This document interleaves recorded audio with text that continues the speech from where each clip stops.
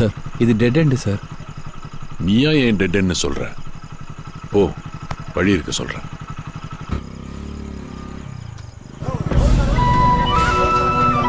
இங்க நிறுத்திக்க. சார் இந்த இடத்துல எப்படி சார் இவ்வளோ கூட்டம்? அவன் இடத்த நம்பி ஆரம்பிக்கல, அவனை நம்பி ஆரம்பிச்சிருக்கான்.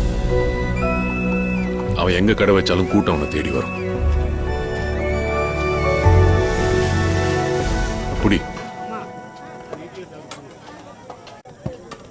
எப்படி இருக்கு?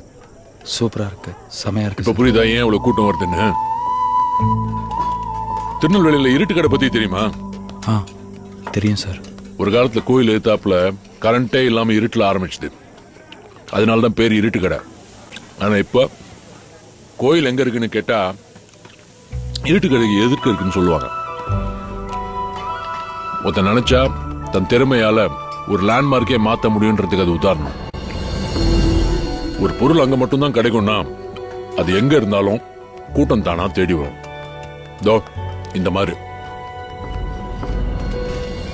பூவை தேடிதான் எப்போ வண்டு வரும், வண்டை தேடி பூ போவாது. அதான் இயற்கை. சாப்பிடு.